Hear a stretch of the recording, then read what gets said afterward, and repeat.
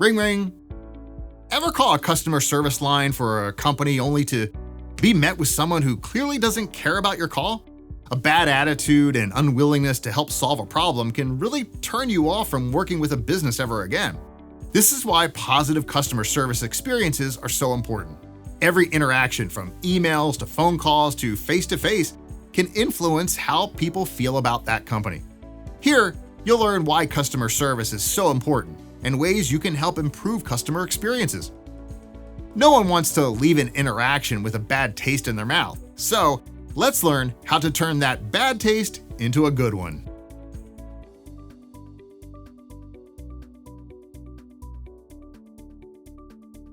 Good customer service can lead to word-of-mouth recommendations and positive online reviews. When someone enjoys working with a company, they're more likely to recommend that company to friends and family. That means more referrals, which means more money. And speaking of money, customers who report having better service during a transaction are also more likely to spend more money overall. Maybe they decide to buy an extra item or add an extra service to their purchase. Also, customers are more likely to repeat business at a company with good customer service. Now, think about the flip side of this. Would you want to continue to do business somewhere where the people were rude to you and didn't care about you? Of course not. Customers are looking for people to go above and beyond for them. That's where they'll go back again and again. Establishing good customer service early on can help businesses down the road.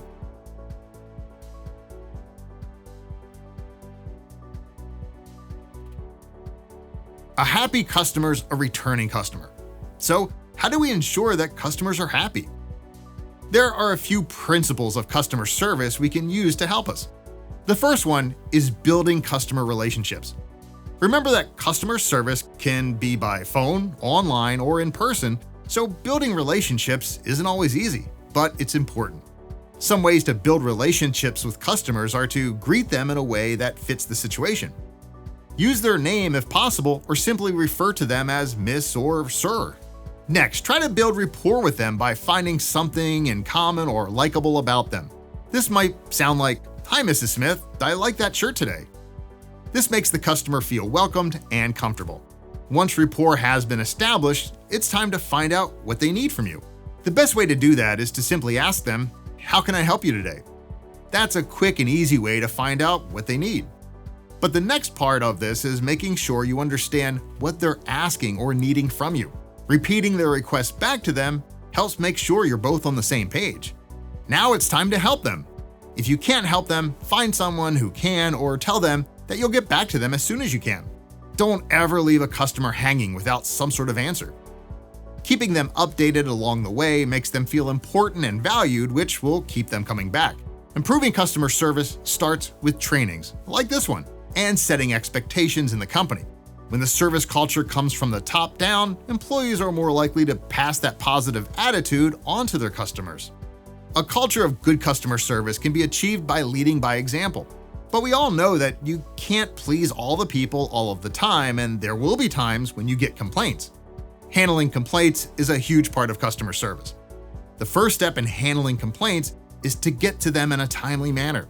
This means monitoring phone calls, emails, social media, online reviews, and other forms of communication regularly to catch any complaints before they get out of hand. Being on top of the issue is the first line of defense. Responding quickly is the next step. When responding, acknowledge the concern and find out what you can do to make it better. "Hi, I see you're concerned about the cost of the product. If I gave you a 10% valued customer discount, would that help?" Customers like to feel heard and validated. This also gives you the opportunity to think about what you can do in the future to limit similar complaints. In this example, it was about price. Maybe the price of the product should be lowered across the board. Knowing what you're selling is important in being able to provide good customer service.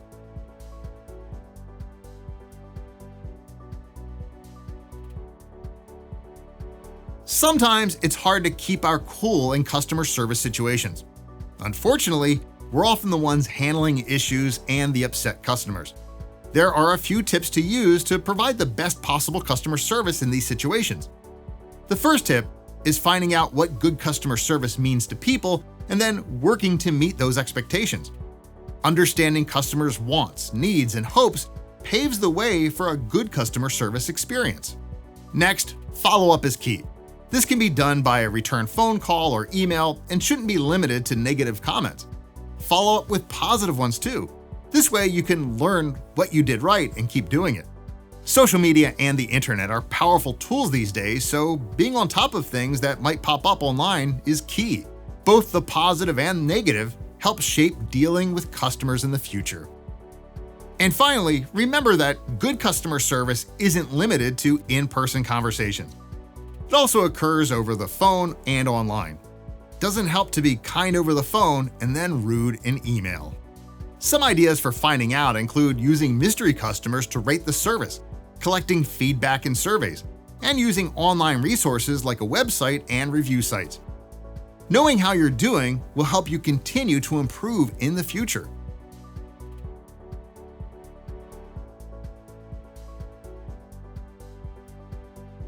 Now it's time to put it all into action. We know what we need to do and how we need to do it, so it's time to implement. Step 1 is to find the right people.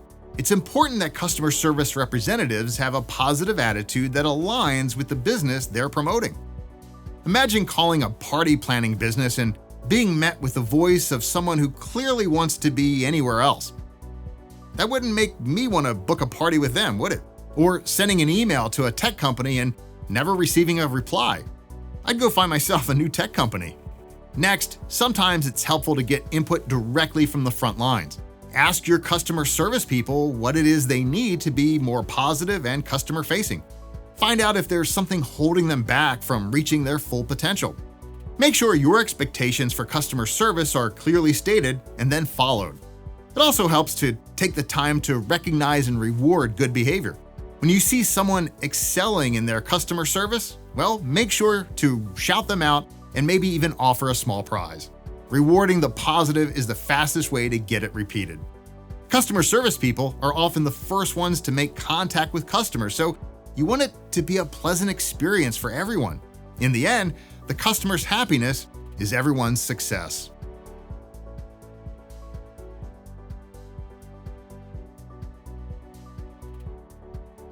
The old saying goes, one bad apple spoils the barrel. This is so very true when it comes to customer service.